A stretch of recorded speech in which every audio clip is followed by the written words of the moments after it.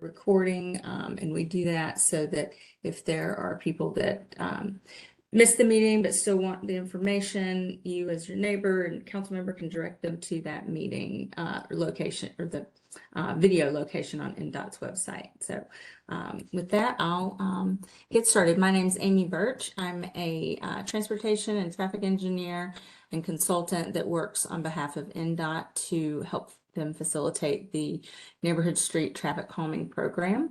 And also on the call, we have Abigail McCown, who will be helping me monitor the chat box and make sure that if there are any questions that are put in there, that we get to those.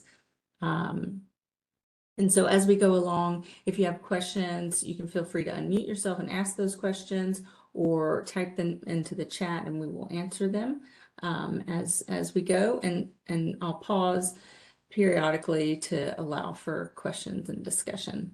But we're here to talk about the traffic calming project on West Nocturne Drive.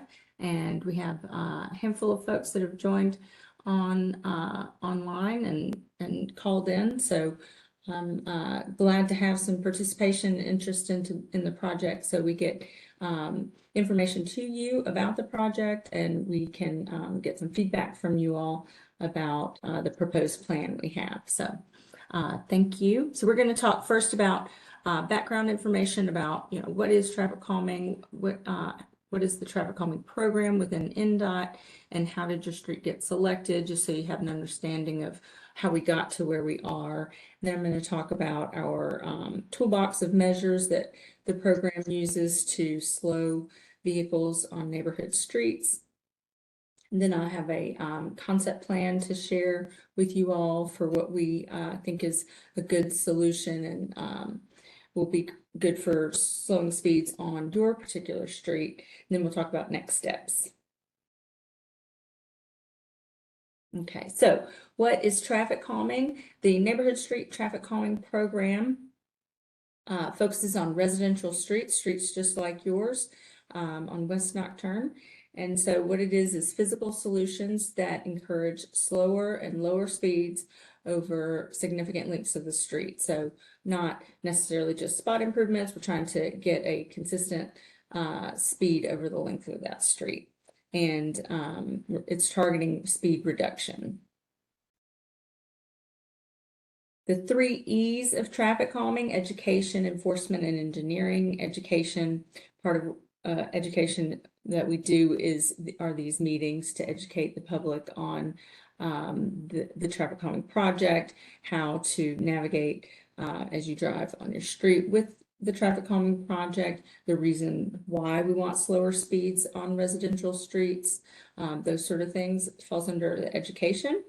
Enforcement, that is the job that the police department does, and we all know that they have a big job and they can't possibly be on every residential street doing speed enforcement 24 hours a day, 7 days a week. And so that's where engineering comes in, and that's primarily what this project, this program handles, is the engineering of the street. How do we modify the street to encourage better, slower driver behavior on residential streets? This graph here is showing the correlation between vehicular speed and a pedestrian's chance of survival if struck by a vehicle. So on the left, it's showing at 25 miles per hour, a pedestrian has an 89% chance of survival. And then as that speed goes up to 35 miles per hour, the chance of survival goes down to 68%. And then at 45 miles per hour, the chance of survival goes down to 35%. So we know that speed adds danger to streets, and that is why this program targets speeding and tries to slow cars and drivers down on residential streets. And we also know that at slower speeds, a driver has more time to react, to slow down, to even avoid the collision altogether. So that is another reason why we want slower speeds on not just residential streets, but really all streets. And this program falls under the Vision Zero program and goal, which is that Nashville has set for itself to have 0 fatalities on the streets, on the roadway network. That's not just pedestrian crashes, that's also, you know, vehicular crashes and everything. And speed plays a major role in crash severity. So we really are targeting slower speeds. This program is, this neighborhood street program is application based. So streets, residents apply for traffic calming through a online form that we have on NDOT's website. And we have that application open 2 times per year. And this slide, we're just trying to show you the sheer demand for this program. As of our most recent selection, we had over 500 neighborhood streets in Nashville that have requested traffic calming. So there's just a lot of demand for it, because we have some speeding, and neighborhoods are more and more wanting slower speeds on their streets so they can use them as pedestrians, as cyclists, and so forth. So in the last selection for this traffic calming program, NDOT selected 85 neighborhood streets for traffic calming. So West Nocturne was one of those streets. And the map and these lines are showing the lines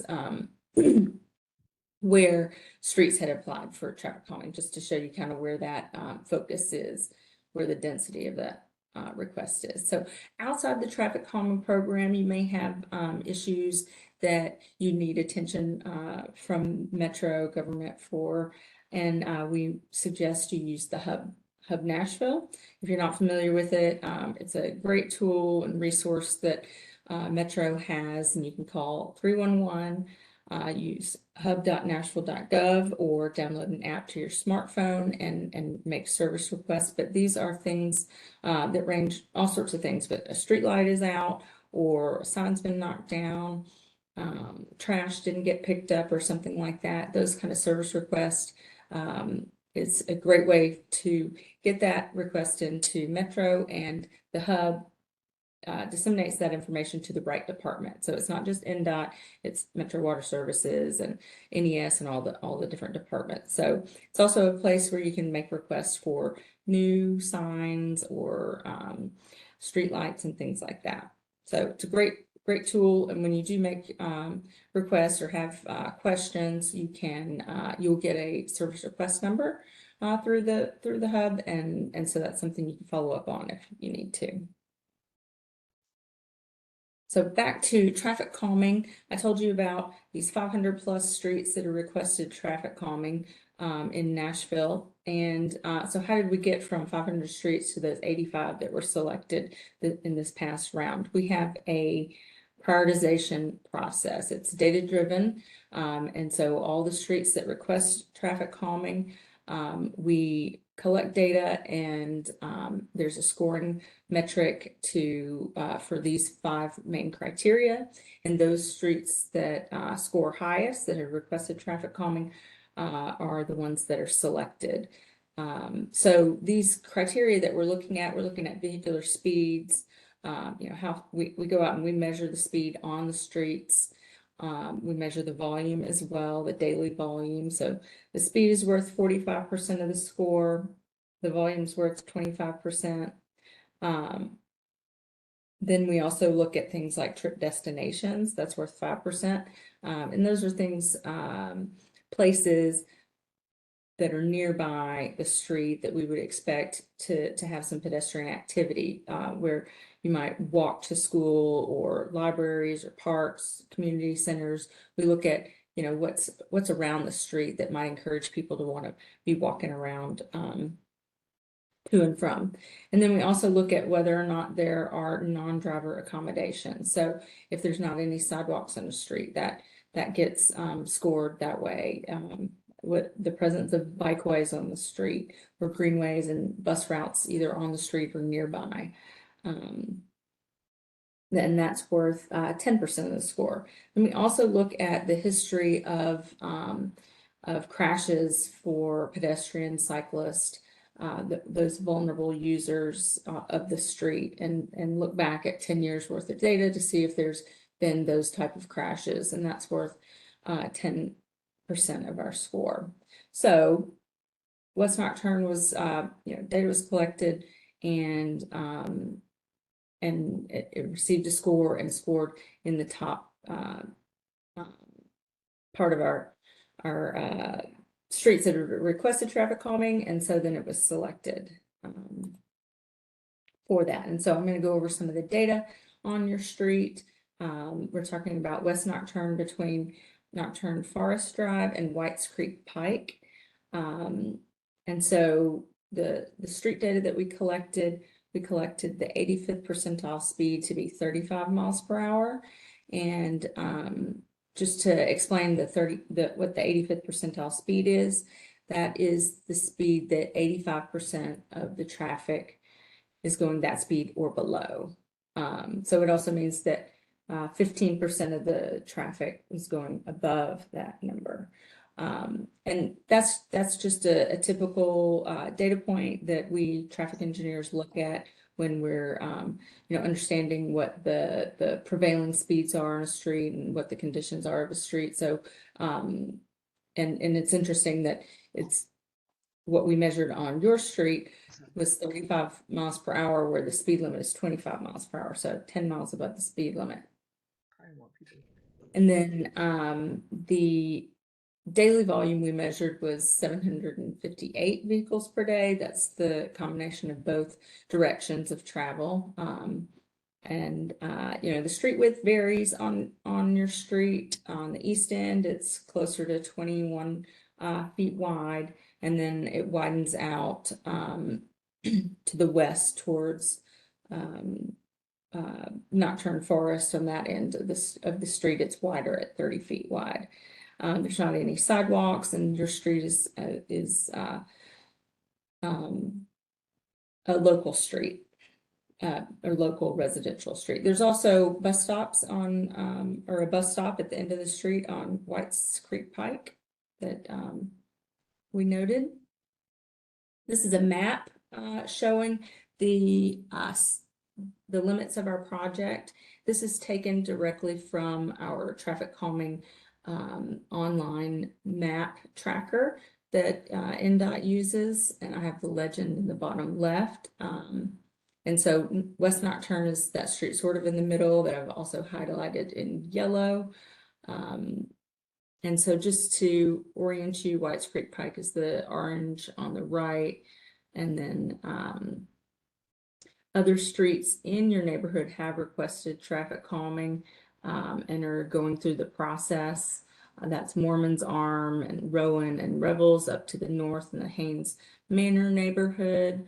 Those projects are moving forward, but I believe there's some water projects going on right now, Metro Water Services. And so, those will likely come after that construction is complete.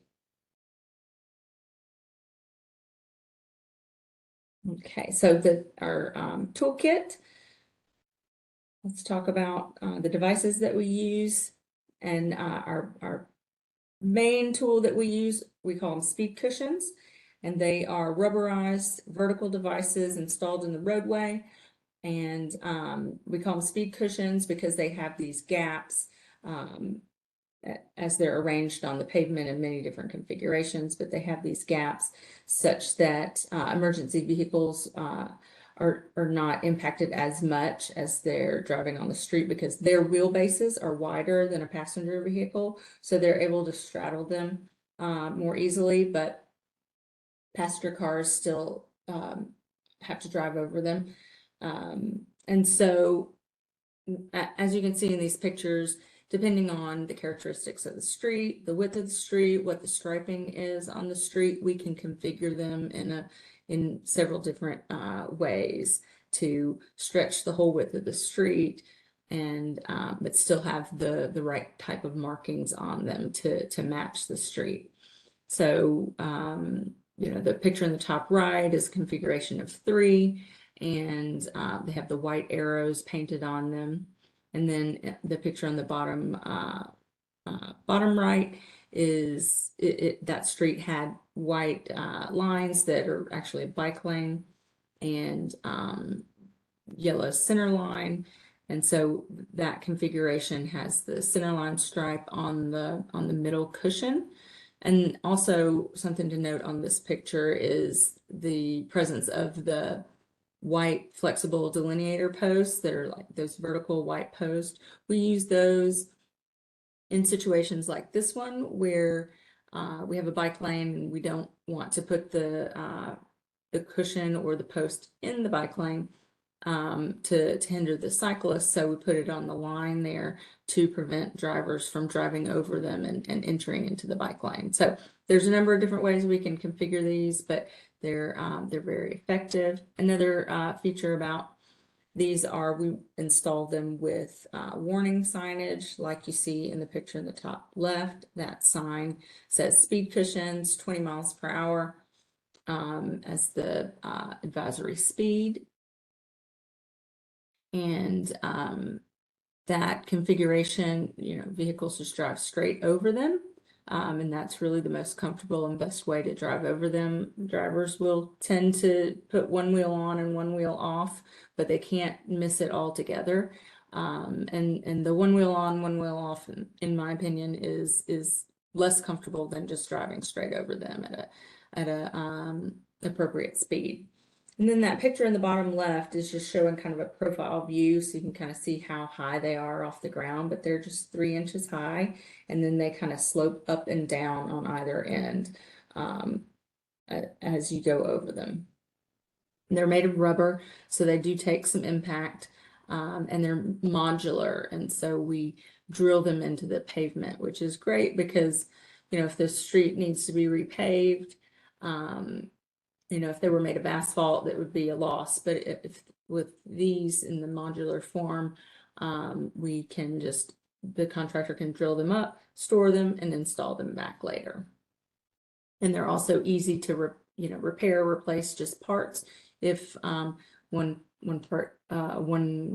panel gets damaged or something. So as we install speed cushions in all vertical device, any other type of vertical device like this, we put them in a series. So we don't just put one set like you see in these pictures on the street. We will put another set, 400, 500 feet away, typically, to get that consistent speed along the length of the street, so that drivers aren't tempted to continue their really fast pace and then slow down really fast to travel over the one cushion and then carry on their way fast again. So if they're able to see and know that another set is coming up, less likely to pick the speed up between sets of cushions. So we try to space those such that we get a consistent speed.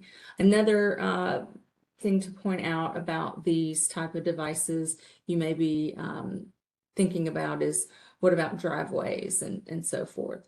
We place these away from driveways. We try to get at least 15 feet away from them, so that when you're turning into your driveway or backing out of your driveway, you're not having to drive over them kind of crossways, So we look at that as we're laying out the design to not make that a burden for you as you live there and come and go day to day.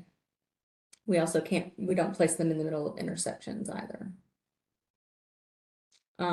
There's also another point to make about speed cushions, and that is that we can't put them on steep hills and grades, because the manufacturer doesn't recommend it or warranty it that way, but also it doesn't make for a safe situation. So we do have some limitations on steep hills and as well as curves on where we can place them.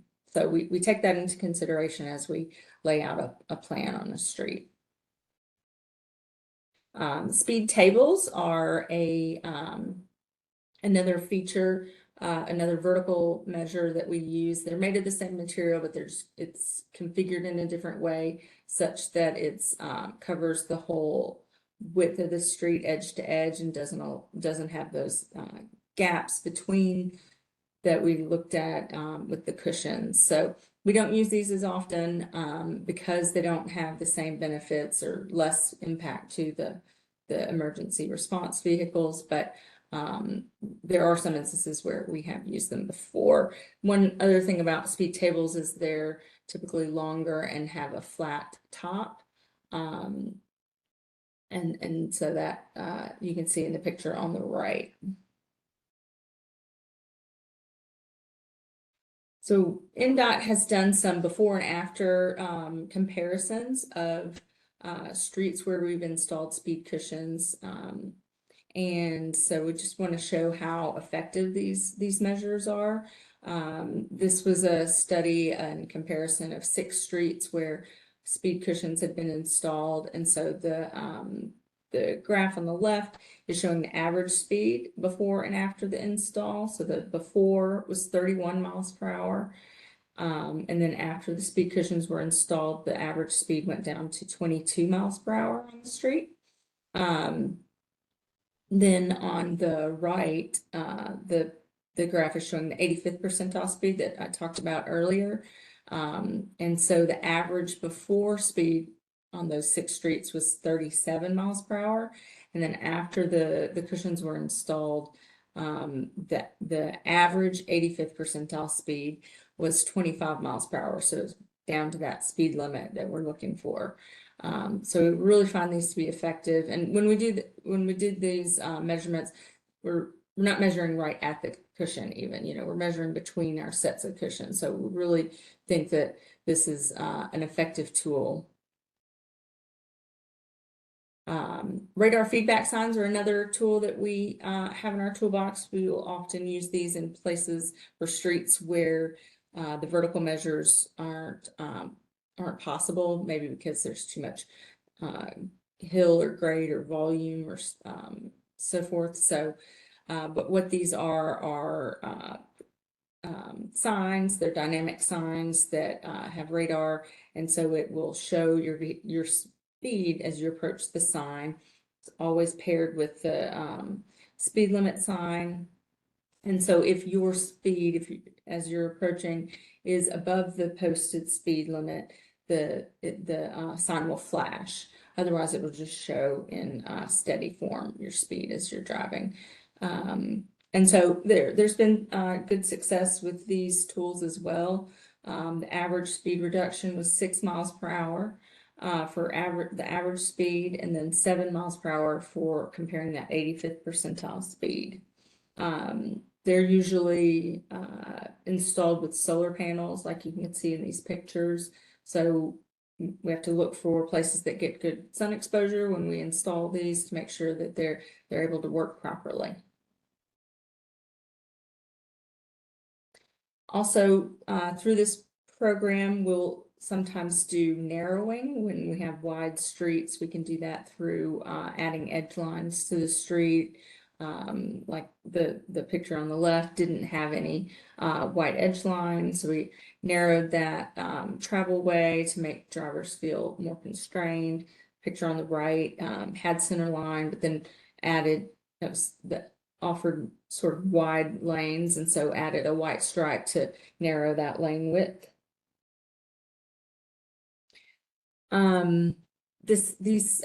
Another tool are bulb outs and chicanes. The picture on the left is pictures of bulb outs. We do this with the use of paint and striping. You see those hatch stripings, as well as the flexible delineator posts, those white vertical posts. And we do this in places where we want to narrow at intersections.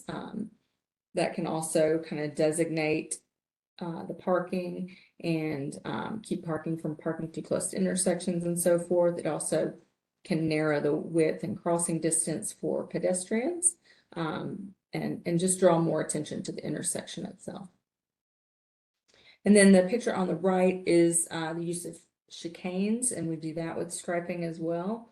The pavement marking. So what happens with this is there may be a street that is just straight essentially and wide. And so we add curvature to the street and the travel lanes by meandering the street lanes through paint. So in these instances, what's happening is like the on-street parking is designated where that can happen, and it kind of alternates from side to side on the street. So it's just a way to add some sort of sharp curvature to a street without that is otherwise straight and kind of fast. And then traffic circles. These are circular islands that we install in the middle of intersections. So it's an intersection treatment. We don't have a lot of places where we've done these or can do these because we just need the right width of an intersection. It really has to be pretty big in order to allow for an island and a kind of lane around them. So they operate like a roundabout essentially, where you travel kind of clockwise around the central island. But it's unique cases where these work and can be implemented, I'd say. So now I'm going to talk about the proposal we have put together for West Nocturne. And feel free to ask questions. I'll first orient us on the map and talk about what we're recommending. But so to the pink line is obviously West Nocturne Drive, and then Whites Creek is to the right of the screen, and where it ends is at Nocturne Forest Drive to the left of the screen, and north is up. So what we're recommending and showing is sets of speed cushions on the street. So we have 5 sets along the length of the street. So 1 set between Nocturne Forest and Walker Lane, and then between Walker and Shreve Lane, we have another set, and then between Shreve and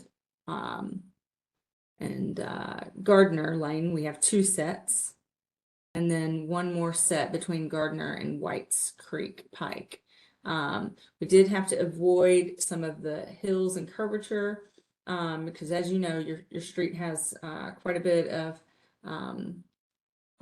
curvature, both horizontal and vertical. We've got hills and curves to contend with, but we do think that we can place these and you can still see them as you approach them. That's one of the things, why we have to avoid hills and curves, because we need drivers to be able to, see them as they approach them, not be surprised. And this spacing is pretty standard. There's just a little bit longer spacing between that. If you're going from the left side, that 3rd and 4th cushion, and that's where we have that hill there. But what the picture is showing is the kind of configuration I think we would have on the most part of the street with the three cushions arranged. This picture is not exactly the same width as your street, so maybe be a little bit different, but that's the general idea we're talking about. And they would also have, like we talked about earlier, the warning signs for the speed cushions so that drivers have that additional warning. On the east end of the street, closer to Whites Creek Pike, it would probably be sets of 2 because it's more narrow there. So I will pause. There is the stop sign. West Nocturne stops at Walker. So I'm noting that on the map here to just show you that that's sort of factored in as we lay out our spacing on where to put the cushion sets. But I'll pause now and see if we have any questions, if anyone has any questions about that. And feel free to put something in the chat box. Hi, Amy. Can you hear me? I can. Okay, great. Speed cushions probably will help. I'm wondering what kind of demographics you use in analyzing the neighborhood or the street in this case in terms of driver age. Most people in our neighborhood are a bit older, and they will obey the street safety rules anyway. What's happening, what I see happening, is we have some transient traffic coming through, the younger generation, and anywhere around Nashville or anywhere else in the country, you can see they don't adhere to those safety rules quite as closely as the older generations do.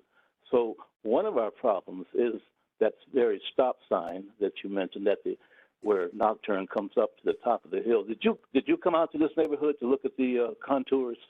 I sure did. Okay, so there are a lot of hills. One of the places and curves on Yes. Nocturne. So you said you were going to have difficulty putting a speed cushion on the hill. One of the places you suggested would be on a hill. But the other problem is the traffic that is causing an issue continues to run the stop signs. And when I'm out there, it's a bit more than 35 miles an hour. They don't even think about stopping. So that would be just as much a concern as slowing down the traffic. So I didn't know if you factored that into your analysis or not.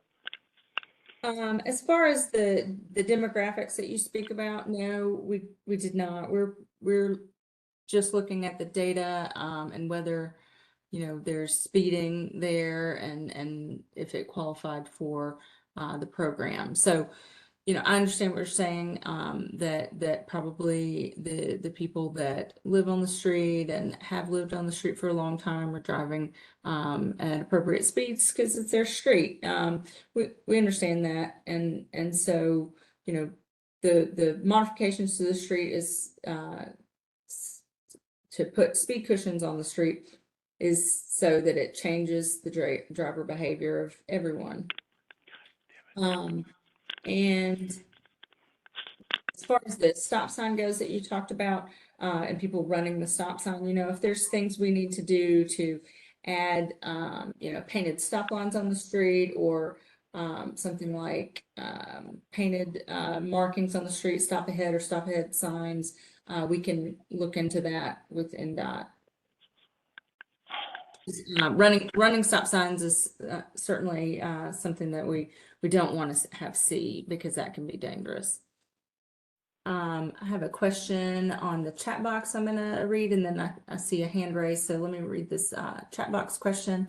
Can speed bump be moved down at the top of the hill between WCP and Gardner?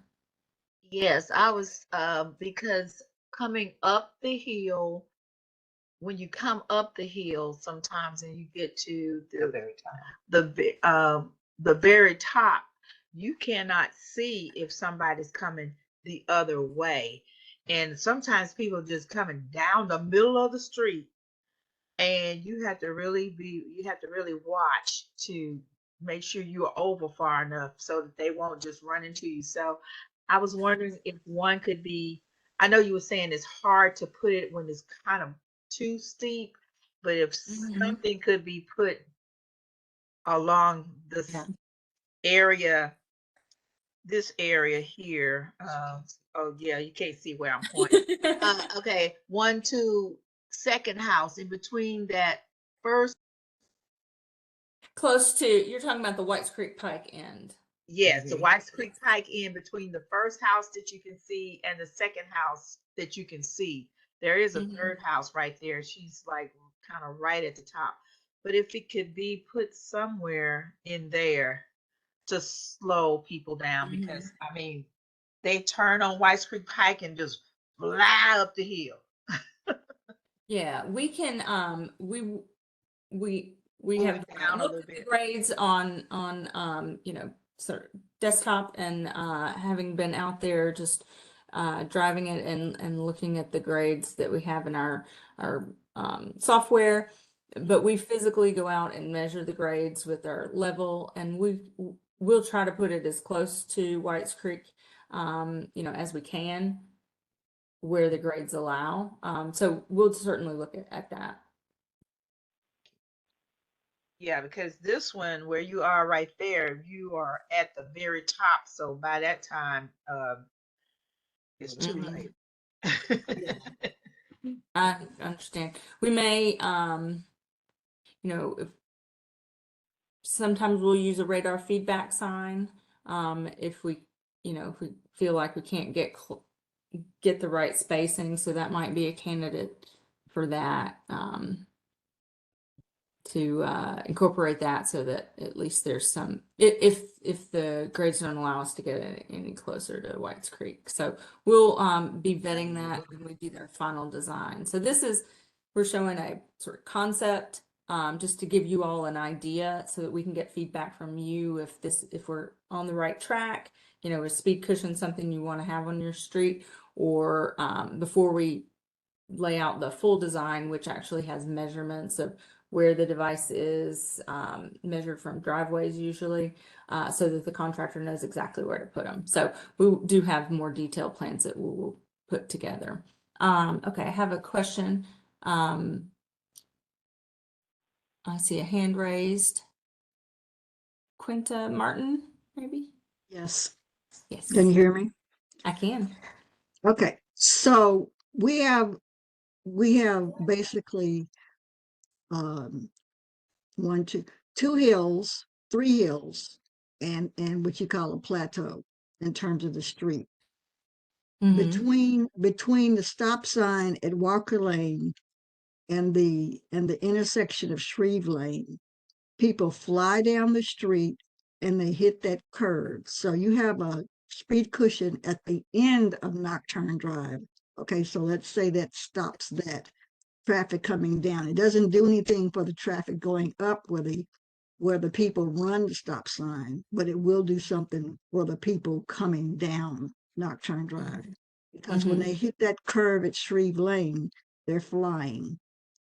And when they go around the curve, what I see you have is that they hit Shreve, they go through the speed cushion past Shreve Lane, then they go into that curve, then they go into the speed cushion again, which is at the Cannon's house, which is at 639 Nocturne Drive. But then they'll have the opportunity to fly up the hill Mm-hmm. between 639 and almost to the corner, which is 626 Nocturne Drive. That's where a lot of the wrecks occur. That's where a lot of the cars going off the road occur into the yards. So I don't know what you can put. I mean, a speed cushion there just slows it down, and then they have to accelerate again. And what they'll do is they'll accelerate uh, at a high rate of speed to get up the hill until they stop at Gardner Lane, at the intersection of Yeah. Gardner Lane and Nocturne Drive. So Yeah. then hmm? Uh, Go ahead, please. Okay. And that's the same thing with going up and going down. They Mm-hmm. fly up and down that curve. So I don't know what you can put there. If I know you're saying you can't put a cushion there because of the angle of the street and the fact that that's an incline, but there needs to be some type of deterrent between those two speed cushions as well, if it's a flashing light or I don't know what. Mm-hmm. And as Pat just said, the people coming up Nocturne Drive from Whites Creek Pike, there you really cannot see. I mean, the people are out in the middle of the street, and we do have people who park on the side of the street that prohibit. It doesn't slow the people down enough for them not to cause an accident. Now, Mm-hmm. when you have these speed cushions, I'm going to ask this question so it's clear. What happens when there's 4 or 5 layers of ice on the road? Because we are not one of the streets that the city comes by and puts, desalts the road. So what happens in terms of traffic, or I would say automobile control, when you have these speed cushions at these different locations in the street? Particularly, you have one where it's like going up to go up the hill, well, it goes up the hill in 2 locations. So if you're going 3 locations, So if you're trying to go up the hill or down the hill and you hit the speed cushion and there's ice on the road, what happens? Yeah, I mean, it's the same as driving on the street, you know, with ice on the road, you know, they'll be iced as well. If this isn't a plow street or a treatment street.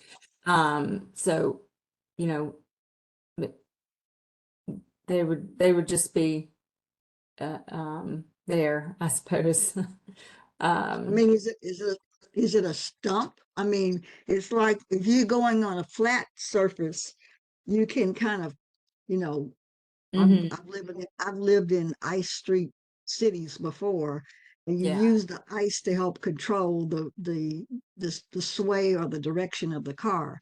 But if you run up against a speed cushion, then are you stopped? And then what is the car then sliding and sliding in an uncontrollable fashion? Because if you're stopped at the speed cushion when you're going, I'll just say down a hill, the car is going to swerve, it's going to turn, and then it's going to turn in a direction where you may end up turning 180 degrees or 360 degrees because you don't have any control because you're on that ice and that hump. Mhm. Yeah, I don't have a good answer about that, except that they are not, NDOT is not removing them, you know, during winter months because we don't have so much snow here. And on streets where the street is plowed, NDOT's plow, operators, they, you know, and they know where they are, so they can either pick up the plow to not damage it and carry on and drive over them. But you know, I see roads, you know, hopefully can avoid driving altogether because of all the curvature on this street. Well, I wish that were the case, but for some reason, West Nocturne Drive becomes the alternate when people want to go. I mean, I've seen trucks and all kind of things come through here. They don't live here. They come through here, especially when it was icy last year, and get stuck and start sliding. So Mm-hmm. I'm just asking what's going to happen with the speed cushions in this particular situation. Sure. Well, I mean, we would end up and we will monitor it if it becomes an issue. We will certainly address it. Um, but our main concern is the speeding that happens all the other days of the year, On the dry um, pavement. Okay. to try to mitigate that. And as far as um, the locations that you were talking about where we have a stretch without the cushions, you know, I think we have to remember that they're going to be slowing down at each end, you know, before going over each cushion. So there's, you know, less time to speed back up and until they reach the next one. So, you know, I understand there may still be some abusers that are driving too fast and reckless. But we do think it'll be effective in slowing between the cushions still. So are these proposed sites, is it still time to make some adjustments with the sites you've already selected? Yeah, no, there's time for adjustment. We laid this out based on what we think is possible given the grades and the curves on the street, and the desired spacing that we like to have between each set of cushions. And so that's kind of what we were working with here. If there's, you know, like I heard from previous resident about wanting to hopefully get one closer or something closer to White's Creek. We'll be looking at that. And, you know, I know there's the distance between those, the third and fourth cushion. Try to see if there's something we can do there. So, no, we're here to listen and understand if there's some tweaks that we need to make to the plan, we want to hear that so we can make that. Did you have some additional thoughts on changes? I'm not quite sure. I don't want to be the only one talking on this on this call. this this space between from the Whites Creek Pike area going up Nocturne Drive, I think having a cushion that close to Gardner Lane is it needs to be there for sure, but also it needs to be before they start going down that hill as well, because between the Shreve Lane and the Gardner Lane, you have one cushion, which looks like it's, as I said, it's right there where 639 Nocturne Drive is. And that is a flatter surface. That's where the incline begins. But if they have gone through that cushion, they're gonna, put their foot to the metal to get up that hill. And they don't hit the next cushion until they get to Gardner Lane. That's a lot of space. There's a lot of travel area between that cushion and the one at Gardner Lane. Yeah, we'll look at that and see if we can put those a little closer together when we measure it in the field. I appreciate that input, and we'll certainly look at it. And I, you talked about the radar or something at the stop sign at the top of Walker. That's a very that is an incline, but as I said, as Eric said, they run through that stop sign like it's not even there. So I don't know which. That's from Shreve Lane all the way to almost Stoker's Lane. I mean Nocturne Forest Drive, where you have that next cushion after the stop sign. They run through that stop sign like there's no stop sign there. I agree, Quinta. You need a speed bump on either side of that stop sign. Yeah, yeah. Go ahead. I'm sorry. Sorry, I was going to say on the east side, it does drop off. It starts to drop off pretty quick. So we can look at that to see if there's something we can, if we can put one closer to the stop sign, but or if there's some additional warning messaging to install for drivers that are approaching the stop sign to make sure they stop or warn them to stop. We can try to incorporate some of that. I'm gonna go back to the chat box. It's Councilmember Toombs had to jump off for another event, but reach out to her. She says if she can be of any assistance. So the selection of placement is primarily engineering based, grade and safety. That's right. The placement of the device is correct. Because we find that the speed cushions are so effective, we try to put them on the streets that have requested traffic calming, unless we hear feedback that some streets don't want speed cushions. So we use something that's less intrusive in that case. But we understand that most neighborhoods kind of want them. That's why they've applied for traffic calming usually, and they're effective. So that's where we start. And as far as the layout and placement and selection of where we place them, we have, like I said, a number of factors we have to look at: the hills, the curves, driveways, the street intersections, and then that desired spacing that we want to get a consistent speed driver behavior along the length, and that's what we're trying to target here with this spacing. Can I ask, if you don't use speed cushions on a hill, what is your alternative for an incline? It's pretty much the radar feedback signs, you know, striping, narrowing of lanes, to make drivers feel more constrained. I did not suggest any striping of West Nocturne Drive, but if that's something that you all are interested in, putting pavement markings on the street, we can talk about that and consider that. But radar feedback signs are pretty much what we use. So, you know, if that's something you're interested in, we could try to see if we can incorporate some of that on the hills here.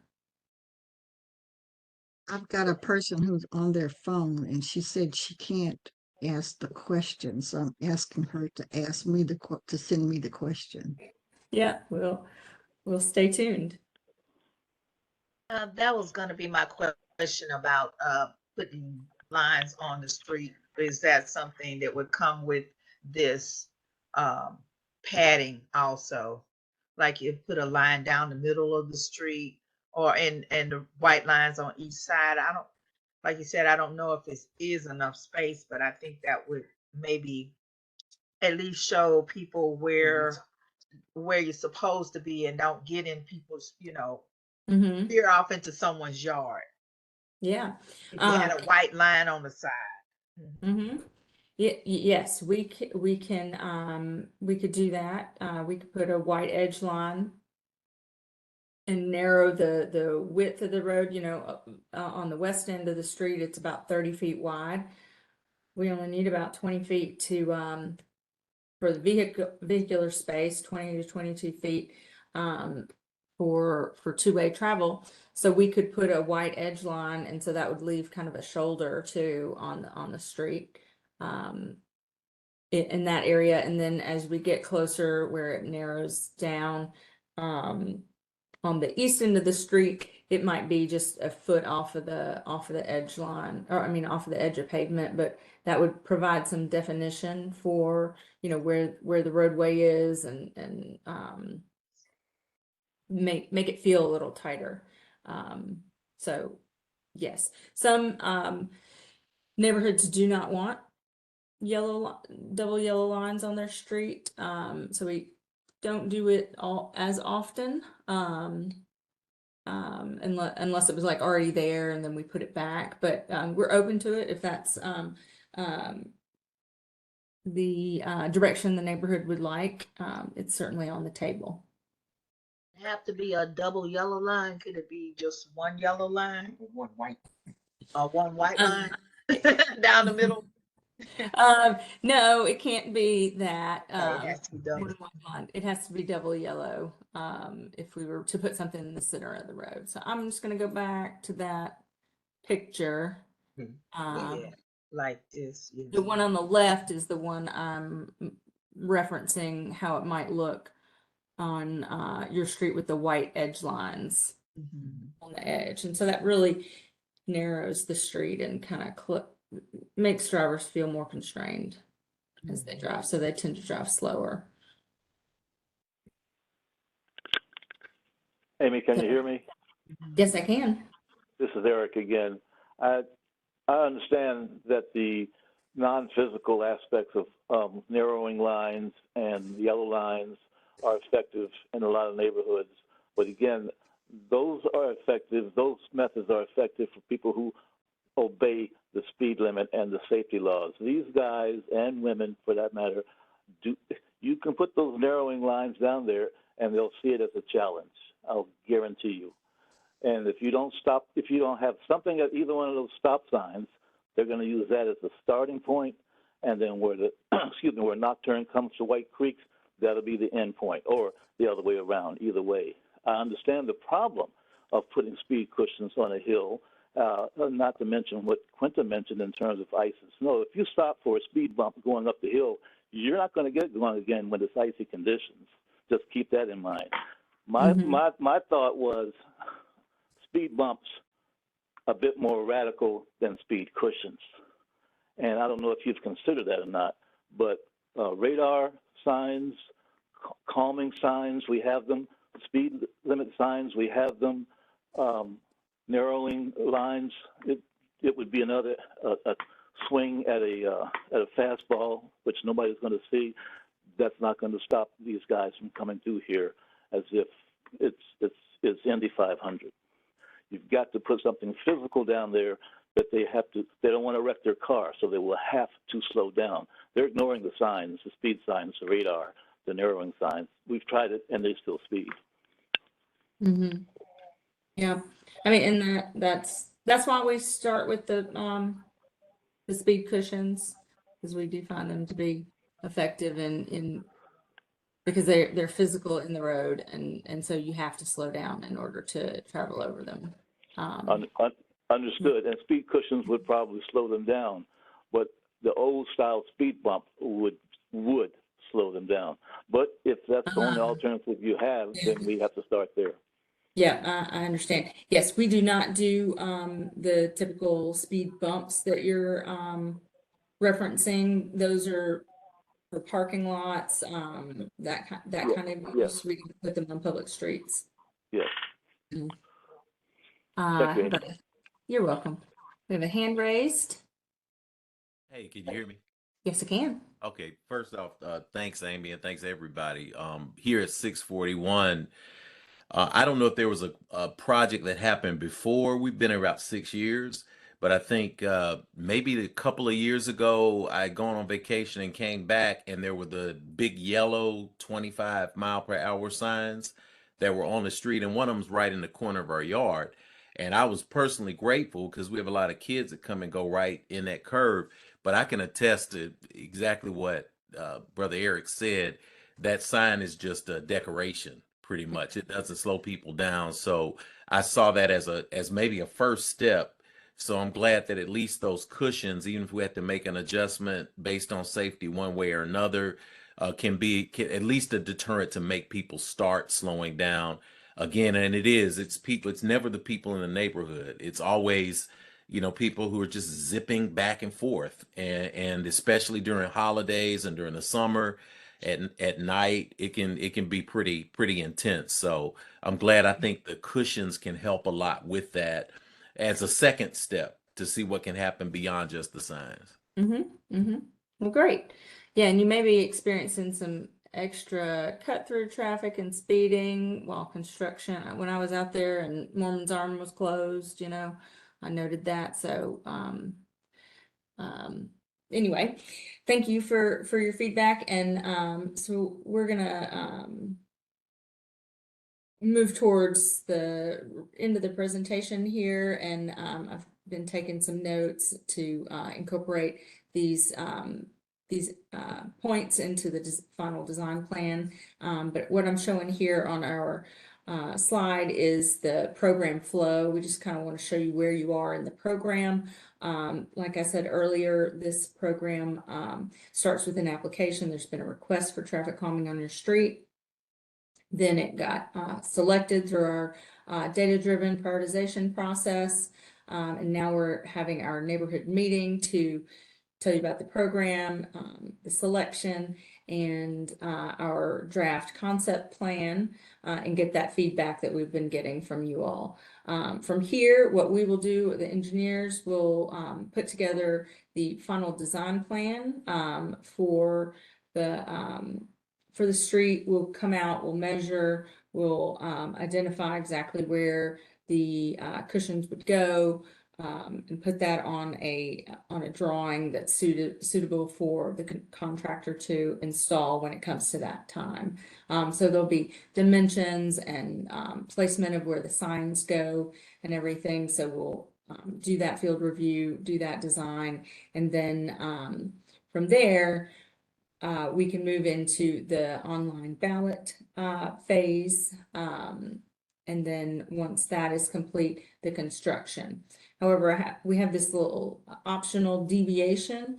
If the neighborhood feels like we need to have a second meeting for any reason, we can always accommodate that. But we're trying to move this program into a faster pace. So if there's not a lot of change that's needed to the design plan, then, you know, we may want to, or your neighborhood may want to move along into the next steps of the program. So, I'll, you know, leave it up to you all to let me know what you think. If you think we need to have another plan, another meeting to go over the final plan, we can do that. Or you can see our adjustments, based on this feedback as because we will post that plan, on the website as well. So, I'll come back and we can decide on that answer as we get to the end of the presentation. But Right, could I ask a question? yes, of course. The ballot access process, you're allotting 6 weeks. We don't need 6 weeks. We don't have that many people. So can that be shortened? It cannot. It's just our program and policy, and that's how it's written in our manual, and so we carry it out that way for all streets. So if you have your 66% favorable vote in the first 2 weeks, we still gotta go through a additional 4 week period to wait for you to go to the next step. Yes, that's correct. So let me talk about the ballot real quick and how that works in our next slide here. So the reason NDOT does the balloting is to make sure that there's support within the neighborhood and the people that live on the street, and that for the program, for the project itself as it's designed. And so there's an online ballot. There's access to the ballot is sent via mailers that have a unique ID on them. These mailers are similar to the meeting postcards you probably received in the mail about this meeting. And so there's a QR code that you can scan with your phone. The web address is also printed on the card. So you can go there to our online form to vote for the traffic calming project. So you can vote yes, you can vote no. And then if 66% of the respondents, not 66% of the property owners, vote yes, then the project moves forward. So, you know, we would love 100% participation, that everyone on the street gets their ballot card and votes, but we recognize that that's not always the case. And so what the policy is that we take it 66% of the respondents, those that choose to vote, 66% of those, if they are yes votes, then the project moves forward. So on the ballot card, there's information about the project and the street. Also from that link, when you go vote, there's a link that you can at the top of the voting page that you can take to go see the posted plan. So that design plan I talked about would be there. Also on the postcard is a phone number for NDOT. So if there's anyone that receives this postcard, they wish to vote and they can't do that online for whatever reason, they can contact NDOT to get some assistance with that. So after the balloting window closes, the closing date of the vote is also on the card. So when you receive it, you'll know when the ballot closes. It's at the top right. And after that happens, we tally the votes and we post them online as well. So you can go to NDOT's traffic calming website and find the results. We don't post individual votes or anything like that, just the summary of it, you know, that it was 75% in favor. And so the next slide, I'm showing the ballot zone that we have. And so it's all property, residential properties, schools and churches, they get one vote, and it's only the properties that abut the street that's affected. So within the limits of our street between Nocturne Forest and Whites Creek Pike.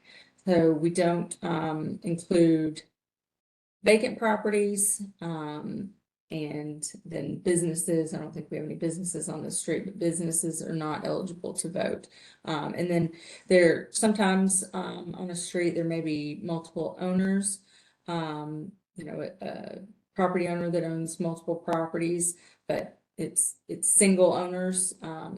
So if there's an owner that owns multiple properties, they get one vote. And it's one vote per property. And that's why we have the unique ID code on the ballot cards that you'll enter in when you go to vote, so that we make sure that we don't have duplicate votes.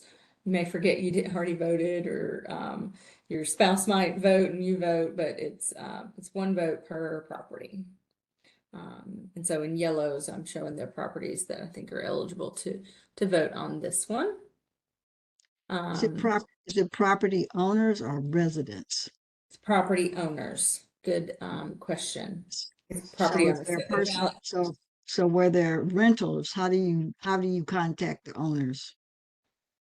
On Metro's parcel data, we send the ballot postcard to the property owner's address. So that address might be in Texas, and so that's where that ballot postcard goes for the voting.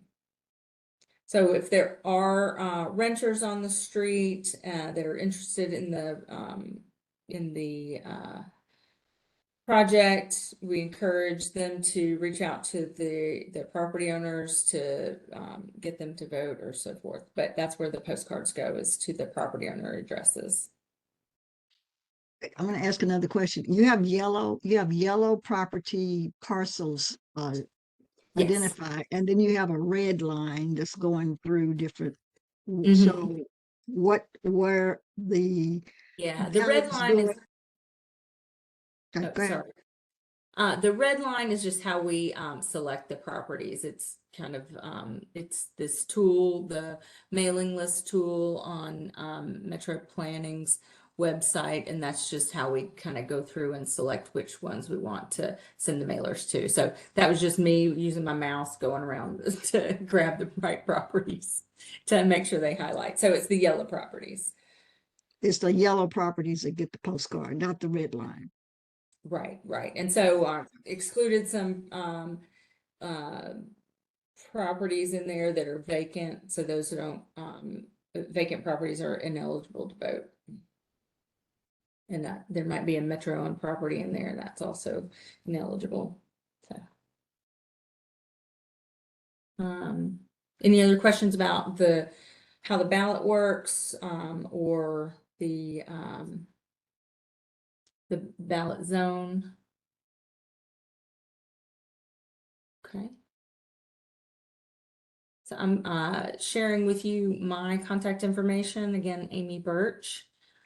Amy Birch at birchtransportation.com, and NDOT's traffic calming email is ndot.trafficcalming@nashville.gov. Feel free to reach out. And then I'm going to go back a couple of slides, but I did want to show this website address here. You can reach it through this QR code, or the web address is trafficcalming.nashville.gov. That's NDOT's traffic calming website. That's where we put all the final plans for all the streets that we're working on. They'll show them in sections, like if the ballot is open, they'll be at the top, and if the ballot's closed, they'll be moved down towards the bottom of that list, but you can go in and view all those plans. That is where you will find the results of the ballot once it's closed. You can go in and click on that and see where what the result of the ballot was. But the other things that's on this website are the traffic calming manual that we use to run the program. Also our map, the tracker map that shows which streets have applied for traffic calming, which streets have been selected, what their status is in the program. That's all on a map there, and we're updating that regularly. You will also be able to access or tell your friends and neighbors to access the traffic calming application we have our traffic calming application window 2 times a year. The next application window opens on March 1st, and it's a 2-week period, I believe. So it's March 1st to 14th. So that's when Nashville residents can apply for traffic calming. So lots of information on that website, as well as the videos from all of our traffic calming meetings. So this video will be posted there in a few days after the meeting. So I'm going to go back to our program flow and just ask that question of you all. Do you think we need to have another meeting, or do you feel comfortable with the concept that we've shown and move forward with that final design and into the ballot phase? And I heard during this call that we have some concerns about the spacing because there's the curves and the hills that have limited where we can put some of the cushions. But if there's anything else we can do in that area, or try to tighten that if possible, based on our field visit, we'll do that. We can consider the radar feedback signs, recognizing that some of those abusers may not pay as much attention to that, but it might be worthwhile to incorporate into the plan, or some white edge line striping to add some narrowing to the street. So I think those are the things that we've heard and can incorporate into the plan. I'm seeing one comment to move ahead with the final design. That sounds good to me. I think that's good. So what that we'll do that over the next couple months, have that plan finalized and posted on the website, and then send the online ballots out. What we typically do, we'll let the council member know when the ballots are heading out, so they can include that in any correspondence they may have, or as well as the applicant that we communicated with to schedule meetings and such. We can let them know as well, just so you have a heads up as you have your neighborhood meetings and things like that, to tell your neighbors to look for them in the mail.